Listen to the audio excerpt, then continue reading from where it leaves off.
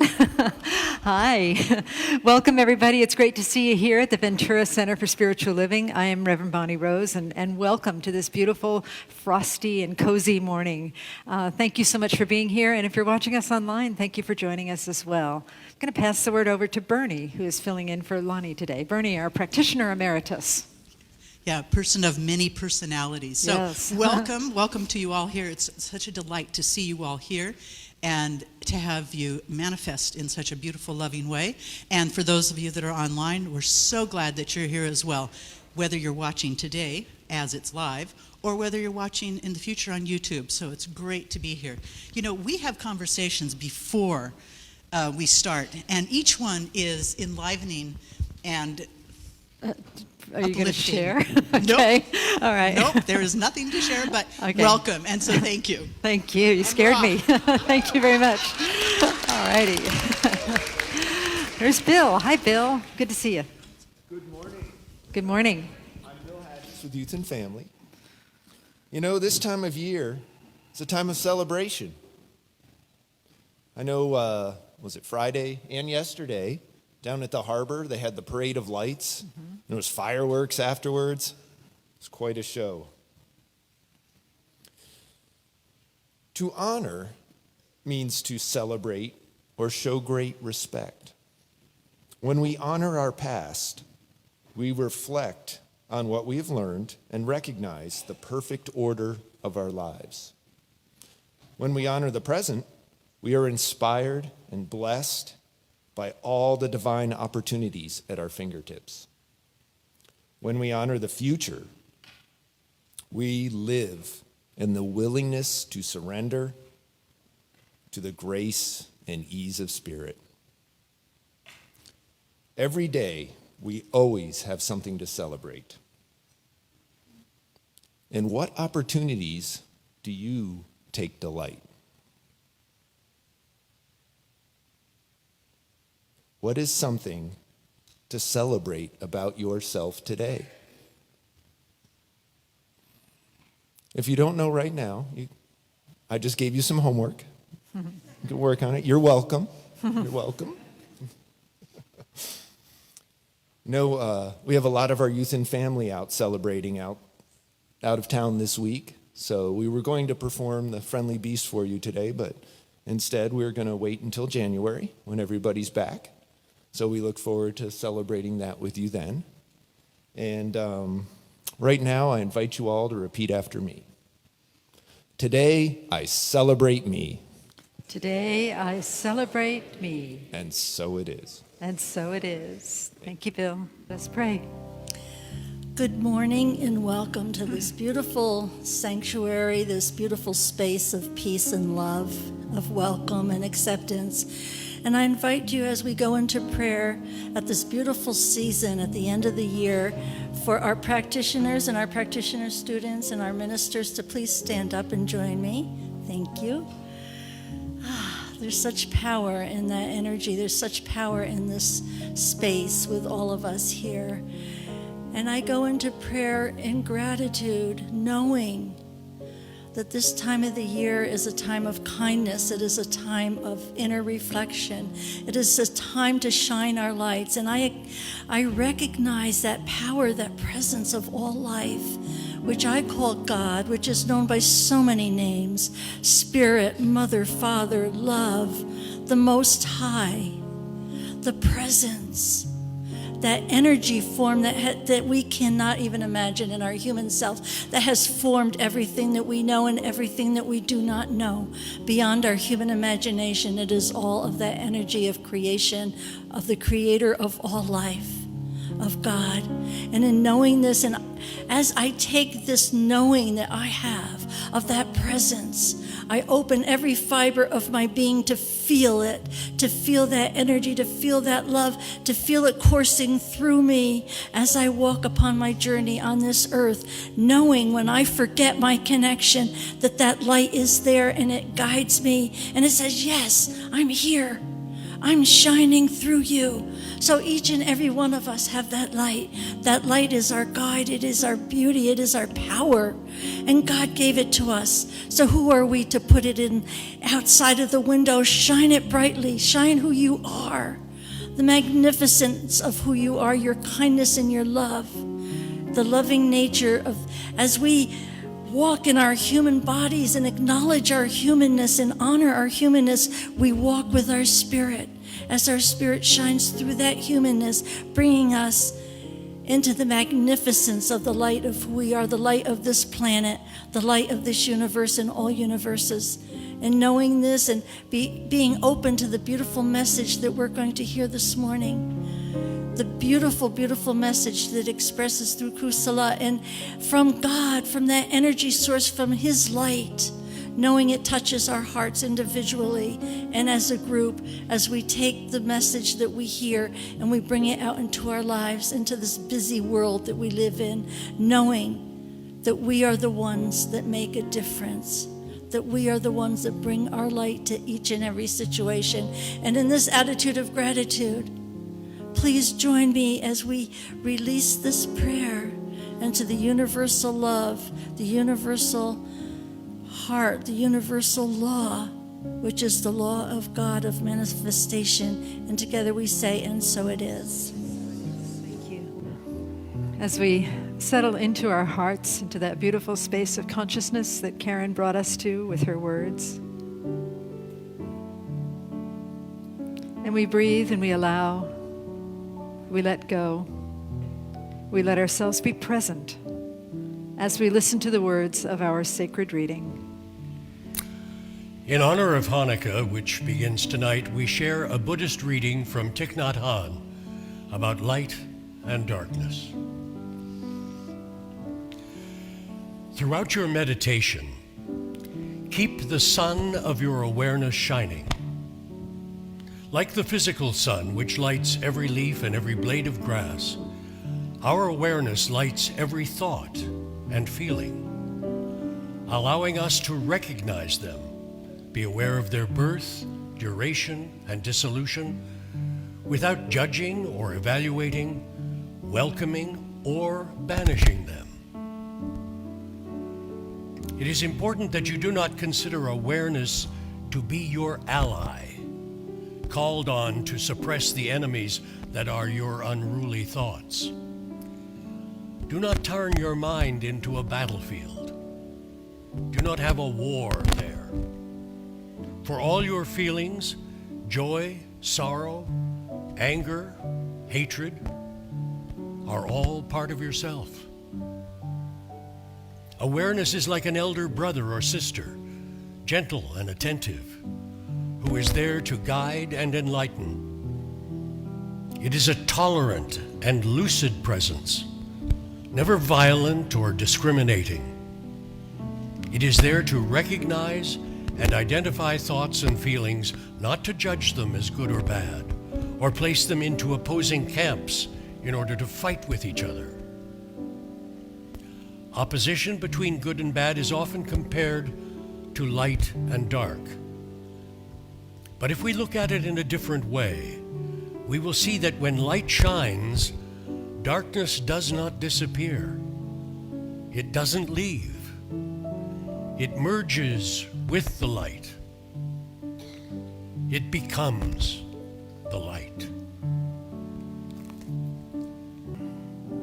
And so knowing that darkness and light both belong in this sacred season of both darkness and light, where we celebrate the light and yet honor the darkness, let us breathe into every aspect of our being, every single thing about us, just trusting and knowing that it is all part of the I am presence, that which is, that pure awareness, that consciousness that lies stretched in smiling repose, that consciousness that doesn't suffer over darkness and does not suffer over light and does not suffer over suffering, because it knows that everything is part of the one.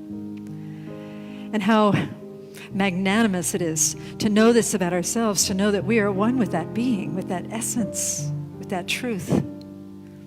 And so today, as we sing, I am remembering who I am, let us feel our own essence, which is really part of the one. Let us feel it expand to certainly embrace and uphold our own consciousness, but also to embrace every single person in this room, and then to reach beyond the walls of this sacred sanctuary, to embrace the entire cosmos. Together we sing, I am remembering who I am, knowing that I am is another word for the one that is in each of us. I am remembering who I am. I am remembering who I am. I am remembering. I am remembering who I am. I am remembering.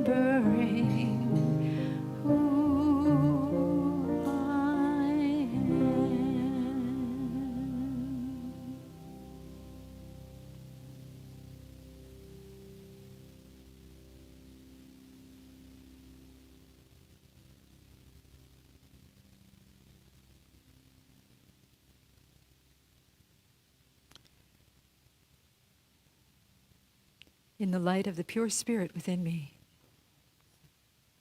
remembering who I am, who we are as one, let us breathe in deeply and then exhale, immersed in love and in service to what is, as it is, and so it is, as we gently open our eyes.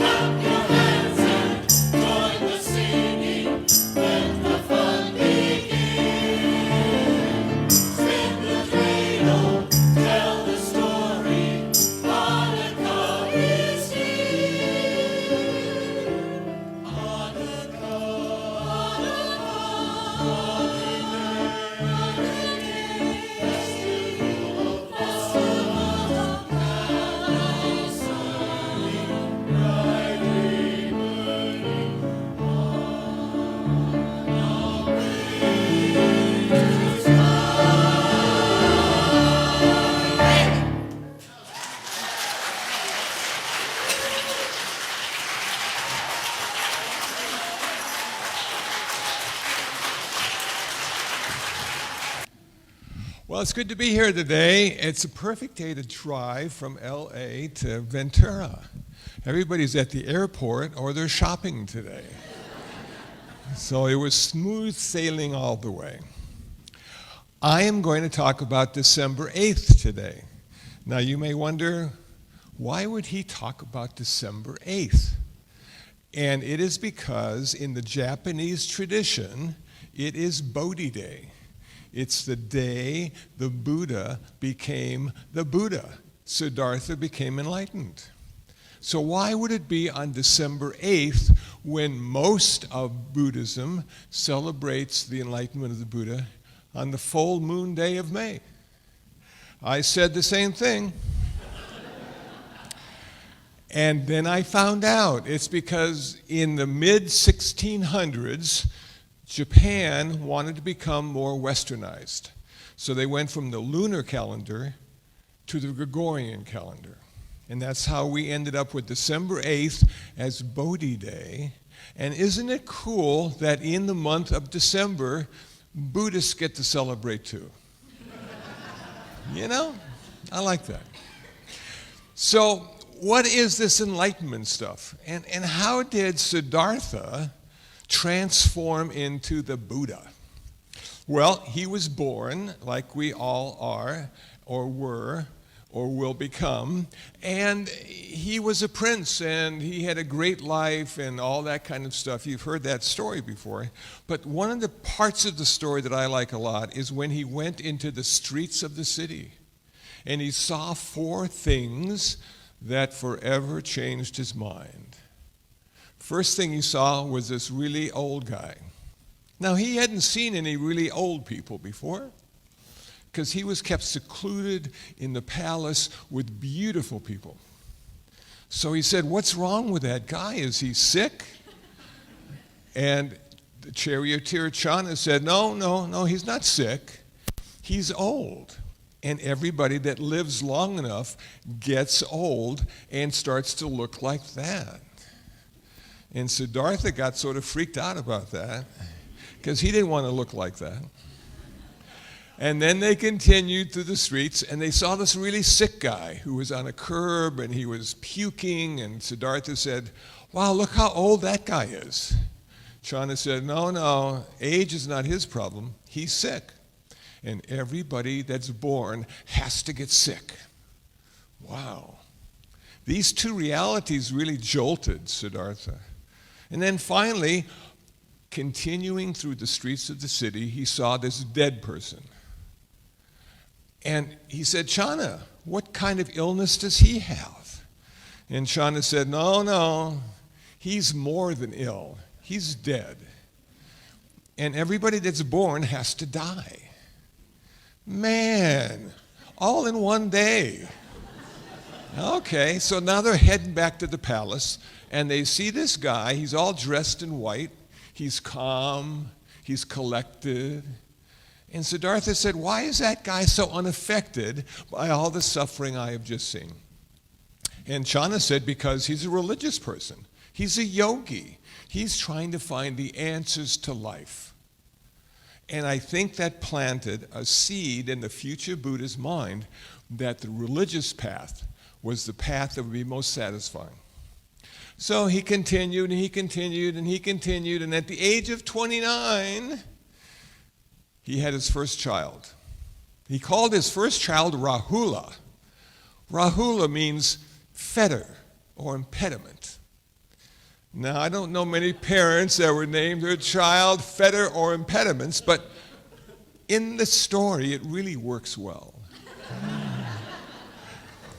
So Siddhartha kissed his wife and said, "I have to leave now. I'm going to leave you in the care of my parents, the king and the queen, but I've got to go out and find the answer to suffering.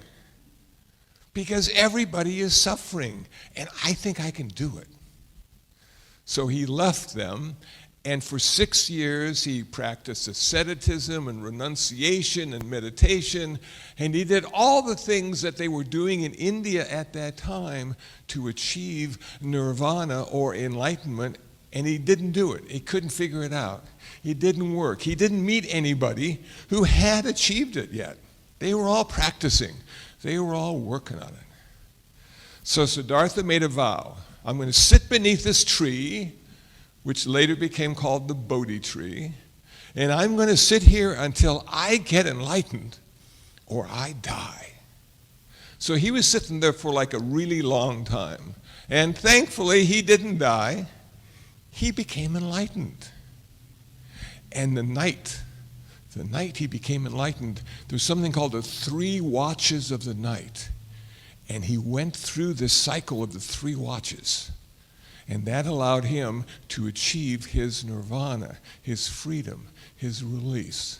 So what is the 3 watches? What are the 3 watches? The first watch is he became aware of all his past lives.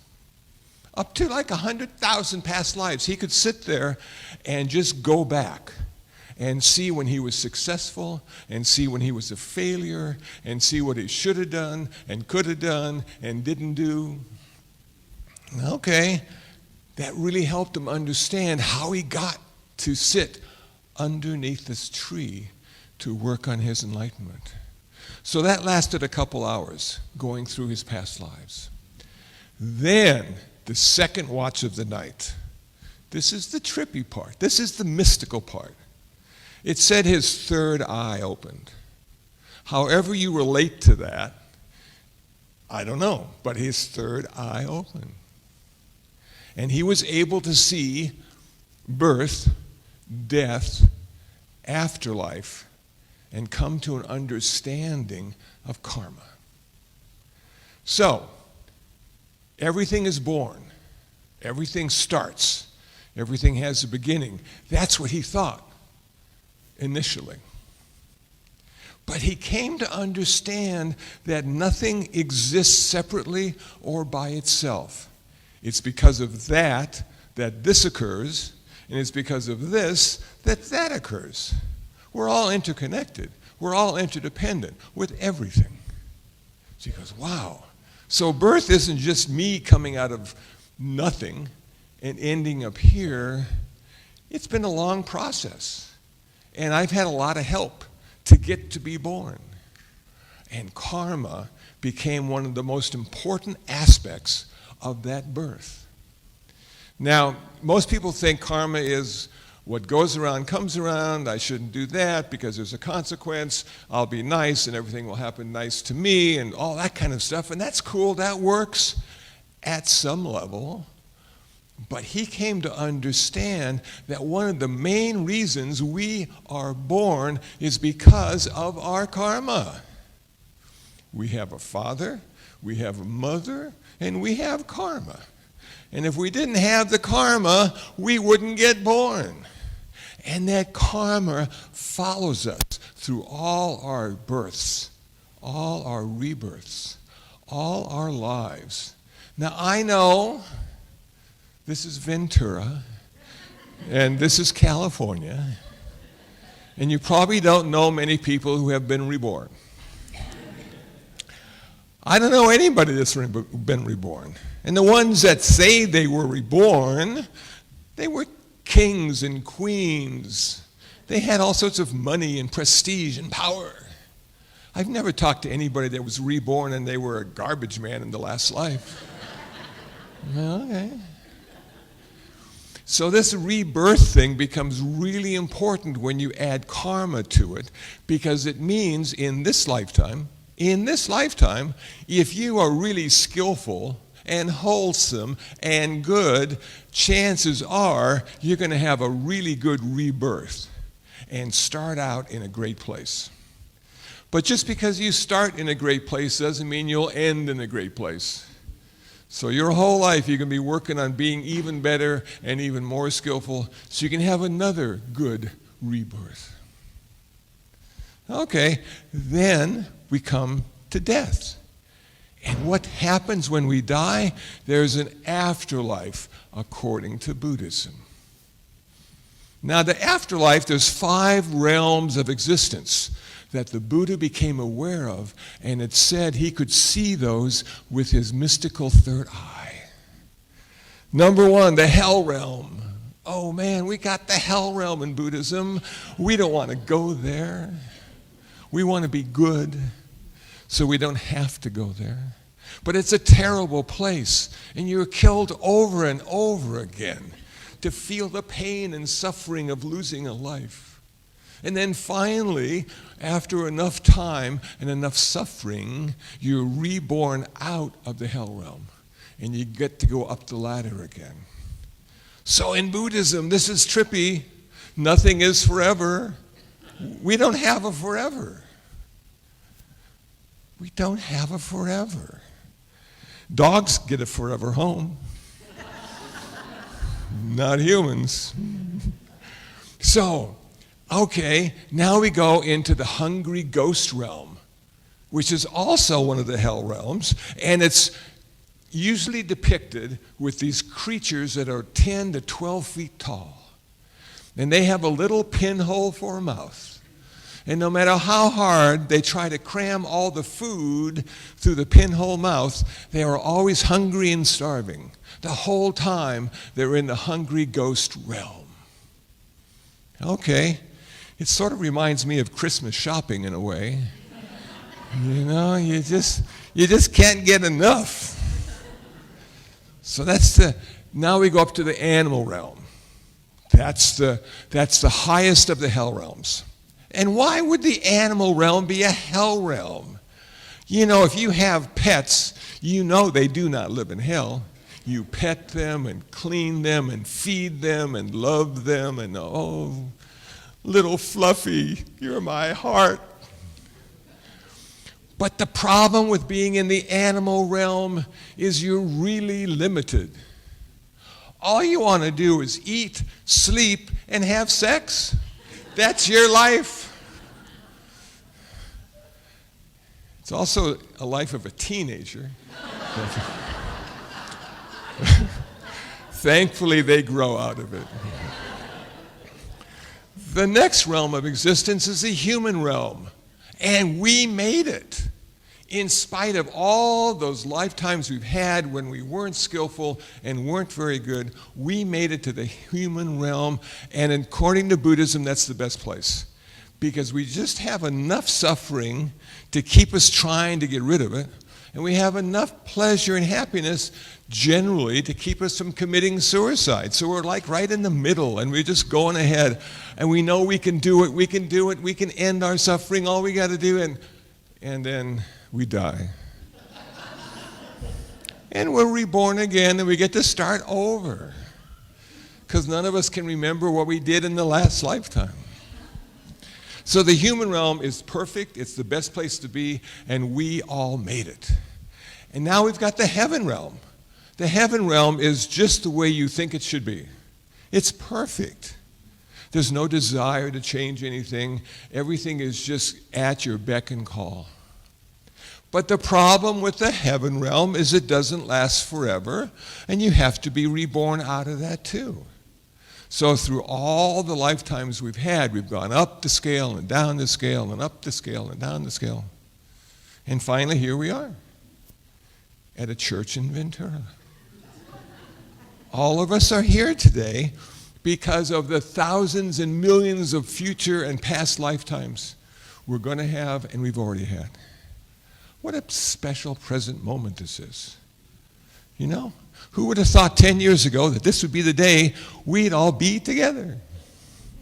Nobody. Who knew? Okay, so now we've got the karma thing. We've got the rounds of birth and death. Okay, so the future Buddha was able to see this and put this into a context, and then the third watch of the night was probably the most important for us, because that's when he figured out where suffering came from and how to end suffering. Okay, so where does suffering come from? It is said that suffering comes from desire, attachment, aversion, clinging, wanting things to be different than they are, wanting things to stay the same. All those things we try to do to make our life just perfect, we have no control over. We are one of the contributing factors in everything that happens in our life, but only one. So give up being in control, just go with the flow, enjoy the ride. You can't change out there, but you can change in here. The whole idea is, if I can't control what's going outside, maybe I've got something to say about what's going inside. And maybe I need to have a practice that will allow me to come to a place of acceptance and peace with what's going on outside, so that can continue inside with peace and happiness. Okay, so what did the future Buddha discover? The Eightfold Path. Man, the Eightfold Path. Right view, right intention, right speech, right action, right livelihood, right effort, right mindfulness, and right concentration. And all you got to do is go to Google and you'll understand what all that means. Because that's a whole nother talk. But it starts really simply. It starts here. It starts today. It starts in the present moment. So every Buddhist and every conscious human being should be able to relate to this. So starting today, right now, I will practice not taking life. Big life, little life, in between life. I'm going to sort of not take life. I'm going to see how that works for me. What does it mean not to take life? And if I have to take a life, I need to be conscious. So I'm going to kill that cockroach. But I'm going to wish it a happy rebirth. So we need to change our perspective about life and death and understand that life is so special and so unique and so hard to come by. And we're all here, and every creature, big and small, made it here today as well. This earth is filled with life. And most of us don't think too much about it. I know in the city, there's hardly any life at all. We have plastic grass and fake trees, and and they look nice. They look nice, but how about real trees? How do they look? And now it's Christmas season, and what the hell are we doing? We're cutting down the trees. We're cutting down the trees, we're putting lights on those trees, and we're singing in celebration to the dead tree that's in our house, in our home. What's wrong with us? Why do we want dead trees in our house? I can understand little living Christmas trees, and then after Christmas you take them to the forest and plant them. Yes, see? That's the deal.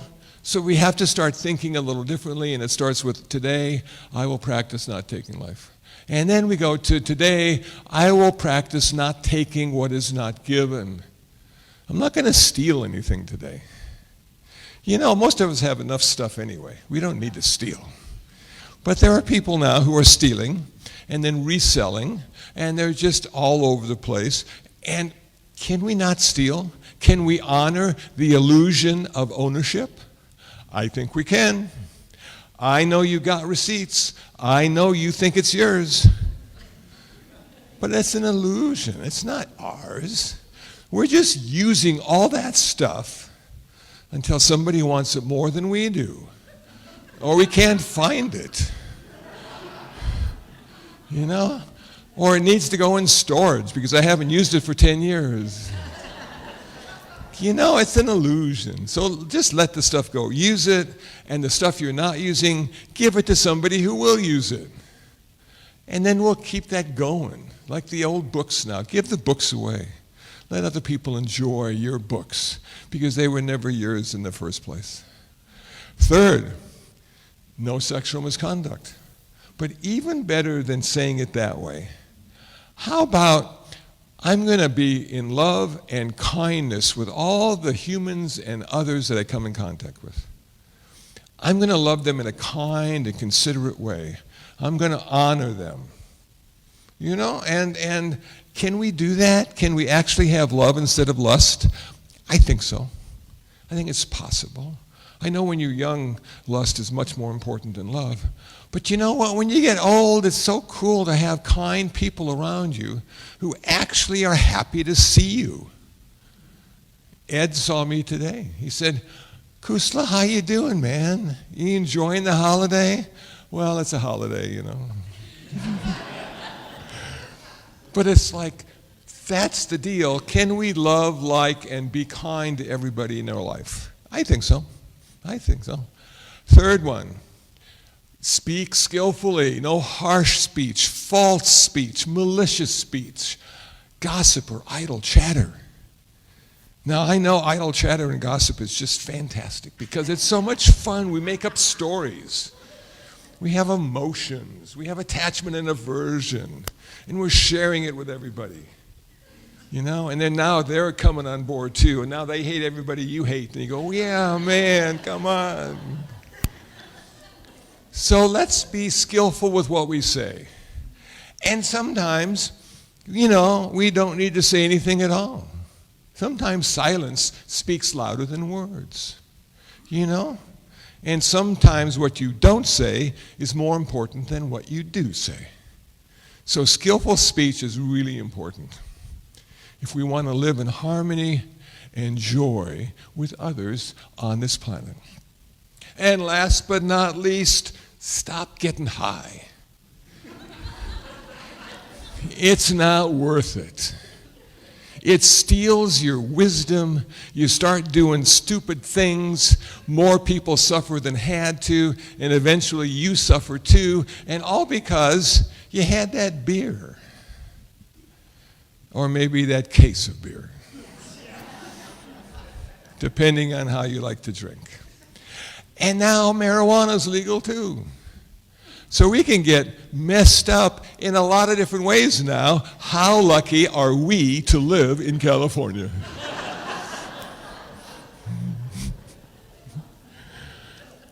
So what the Buddha came to understand pretty much is that really, literally, our life is up to us.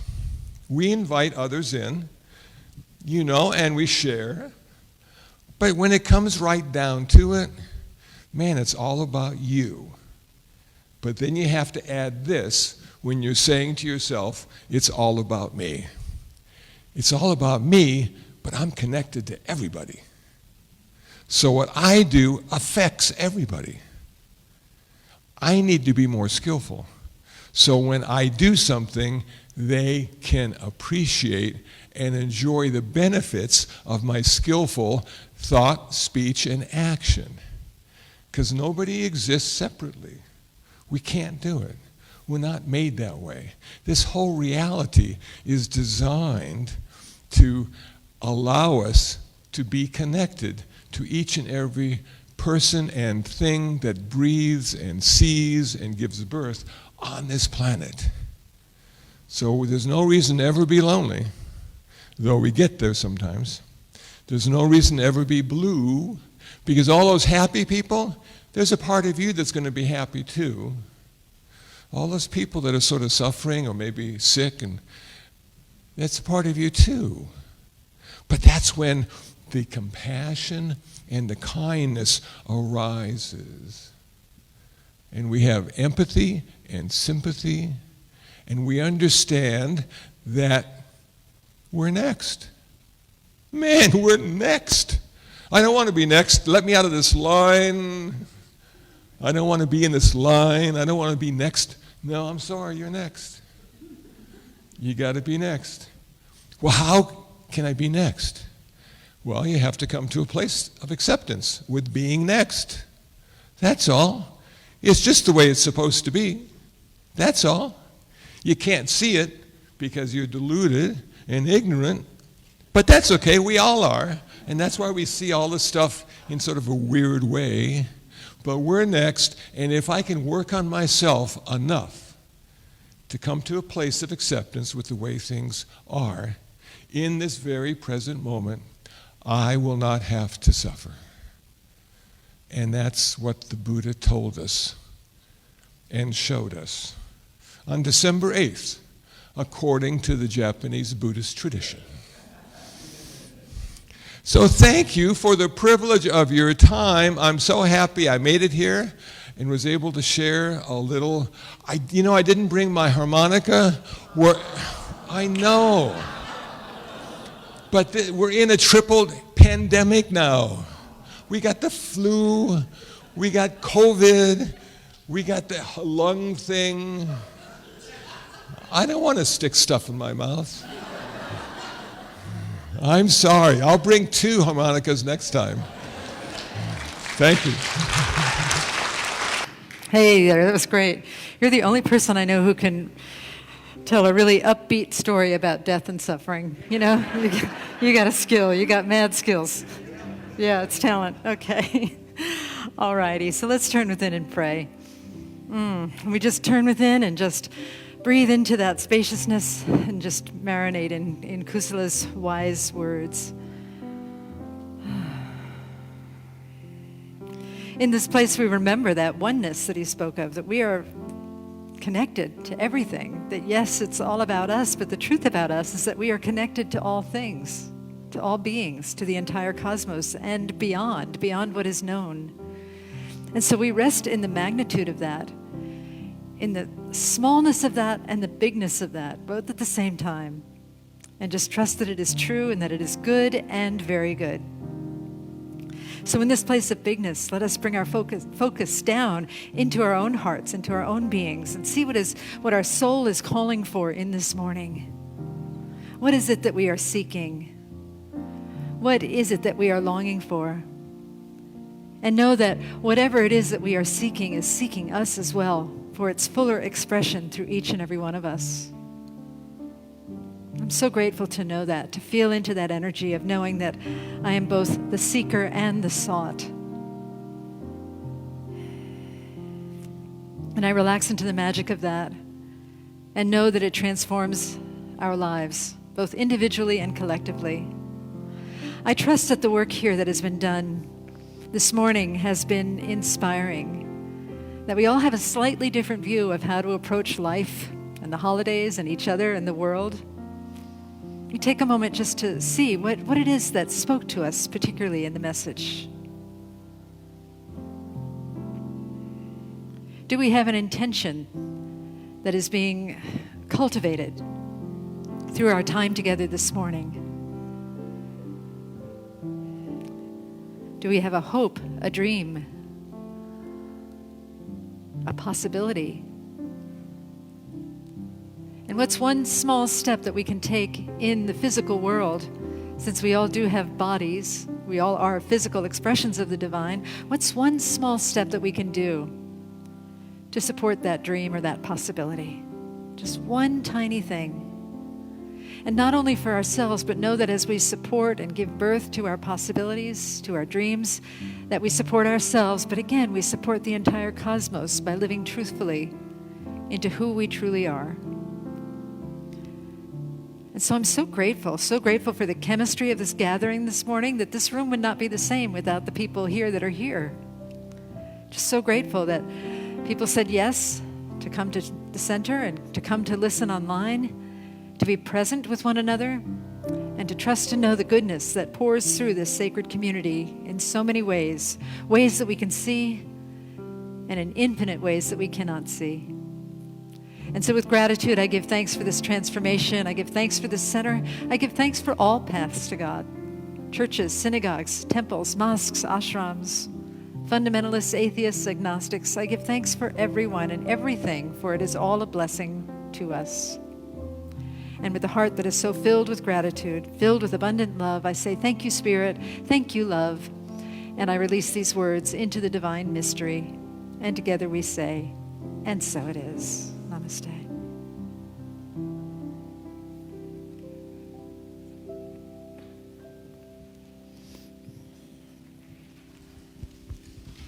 Moving people. Yes. There is nothing like Kusala to give us the message of this season. Thank you so much. That whole idea of oneness is one of the things that I love about coming to the spiritual center. We have the oneness with the Buddhism teaching, We have Hanukkah, a representation of it with the menorah up here. We have, which looks like it's kind of the nativity scene in Dogs right here. Yes, it is. The baby Jesus is a basset hound, just so you know. Mary, did you know? Sorry. Yes, Yes. Mary knew. And clearly. And by the way, we are lighting the menorah on Christmas Eve because that's still part of Hanukkah. Right, Yeah. and tomorrow is the start of Hanukkah. Yeah, So tonight. it is such a joy because we bring all of this diverse experience of culture and tradition into this season. And I absolutely love that because we get to celebrate the you that you are aware of and the you that is that universal source. So with that, let us give from that space of heart that is full of abundance. We trust in spirit. We trust in spirit. Love is the giver and receiver of all that we are. Love is the giver and receiver of all that we are. We offer this gift. We offer this gift. It is an outer expression of our inner abundance. It is an outer expression of our inner abundance. Our gift blesses many. Our gift blesses many. And returns to us multiplied in miraculous ways. And returns to us multiplied in miraculous ways. So that we may give again. So that we may give again. And so it is. And so it is. Thank you.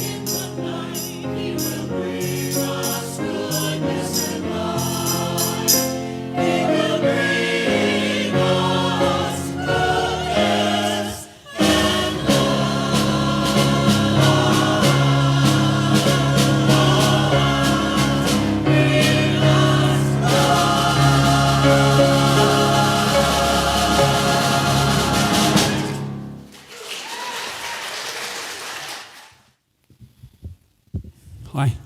Hi. What? So How woo-woo do you suppose I should get with this? Can you define woo-woo? Well, portals. Okay, go with portals. We're good with portals. Okay. Portals. All right, there's a little sign outside that door that says Vortex. And I've come to believe that an event can be a portal, and a song can be a portal, and a hall can be a portal. So tomorrow there's going to be a solstice healing concert at 6:30 in this room and also on Facebook, and it's going to be a portal. I promise. The question is, a portal for what? And in one word, hope. Hope to see you. Thank you. Thank you. And Linda, how you doing? Good. How's that mic height there for you?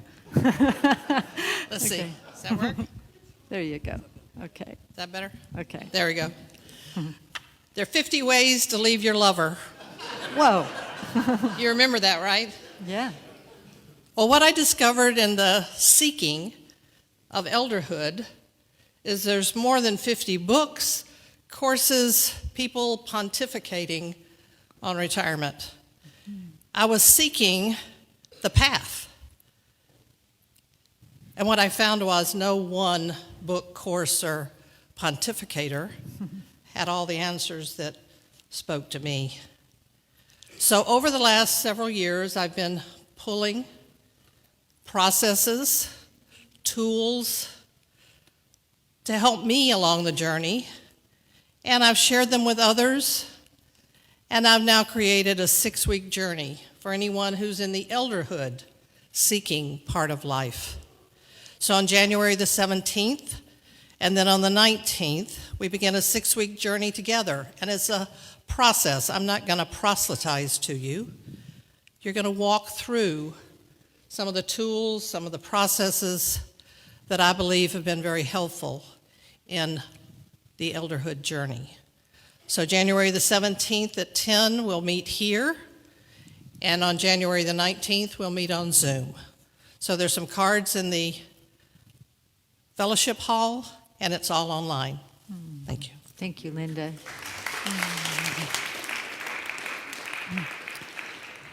Just my 2 cents about those things. I've attended Brock's concert every year since he's been doing it. It is fantastic. It really is a beautiful extended meditation. And the thing about Linda is that she is a fantastic teacher, incredible teacher, very wise, very organized, and you will really benefit a lot from taking her class. So just want to throw that out there. And then the rest of announcements, I'm going to cut them a little short, just because we've probably heard some of these before. Let's see. So the poinsettia plant was brought in by Susan Aquino as a gift to all of us. We have ambassadors here. Rhina is an ambassador, and I believe Mark in the choir is an ambassador. Those are folks that if you're new and you have any questions about the church, or if you have been here for a while and you've got questions about the church, you can ask one of them. Also, Ed has given me the sign that Michael is an ambassador too. I didn't see you there with your blue whatever stole is hidden. So Michael's a go-to person as well. Thank you, Ed.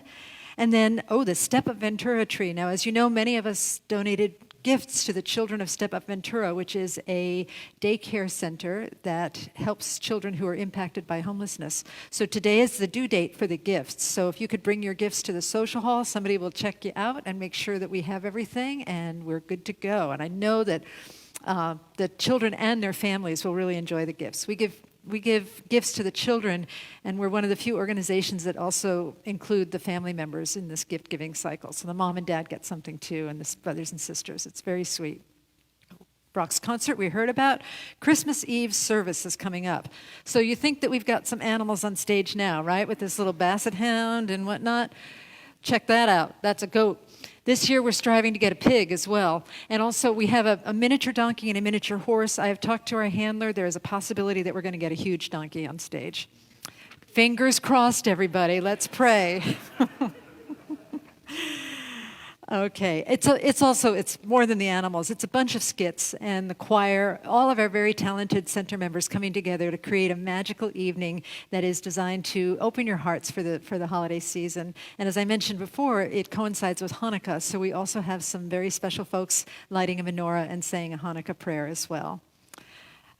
Christmas Day. Do not come to church on Christmas Day, okay? There will be nobody here. You won't get in. You can go get coffee if that's the case, but there will be nobody here. We're letting our staff and our minister and our volunteers stay at home with their families that day. But New Year's Eve, December 31st at 6 p.m., we're doing a New Year's Eve meditation. That is part 1. And then part 2 is New Year's Day in the sanctuary at the normal church time. So there's more information on that on the website. I'm facilitating it, and I think it's going to be a great way to let go of this past year and embrace something new for the coming year. We are collecting fabric remnants. I think I mentioned last week that I'm going back to India in January. I'll say more about that later, but just going to a quick trip for India to serve near the Gandhi Ashram in an organization for compassionate, what do I usually call it? Compassionate leaders from all over the world. It's a magnificent experience, and many of you have the heart pins that we give out. The women who make them are in Ahmedabad, and in the past I've brought them fabric and they just love it. So if you've got fabric remnants that you'd like to share, we're collecting them and would love to ripple around the world. Elder Quest we talked about. The outreach volunteer opportunities are the same, family to family and lift up your voice.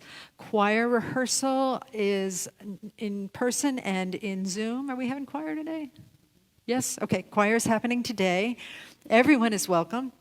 Sunday hospitality is through that door or through that door. There's lots of great food prepared by our divine hospitality volunteers. There are free books to give away, books to purchase in the bookstore, puzzles to give away, and all kinds of great stuff. So go on and socialize after that. And then the last thing I want to mention, no, 2 more things. One is that if you're watching or if you're here, see if you can review us on Yelp. Okay, Unity is still beating us. Right? We want to be at the top of the Yelp list for the best, not that I'm competitive, but for the best spiritual center in Ventura County. All right. And then after the service, we've got these wonderful practitioners. You'll see them. They're wearing white stoles, and they are so incredibly skilled at praying with you. So just come up to the front, find a practitioner if there's something troubling you, or if there's something that you'd like to celebrate. It is an amazing feeling to get prayer from one of these practitioners. I do it all the time, and it's just absolutely wonderful. And I think that's all I've got for now. So why don't we pray and we'll move on. Here we go. So, Divine Love, thank you so much for bringing us here today in this sacred gathering. I'm so grateful for every single person that said yes to church today, because they brought their energy and their consciousness and their wisdom into this spaciousness. Even if no words were spoken, I know that the consciousness is here, and that has shaped this morning in a way that is different than it would have been had we all not been here together. And so I'm just so grateful for that and for so much more, so grateful for this time together, so grateful for this teaching. And I'm grateful for the transformation, knowing that we are making a difference in the world of form through the conscious raising of our consciousness into greater love, into greater peace, into greater happiness, into greater joy, into greater thanksgiving. It is such a privilege to be able to serve together in this beautiful spiritual center, serving not only our own lives, but serving the life of the cosmos, the lives of our loved ones, and beyond. And so with a heart that is so filled with gratitude, with sincere gratitude, I say thank you, Spirit, thank you, love, thank you, congregation, thank you, God. And I release these words into the divine mystery, and together we say, and so it is. Namaste.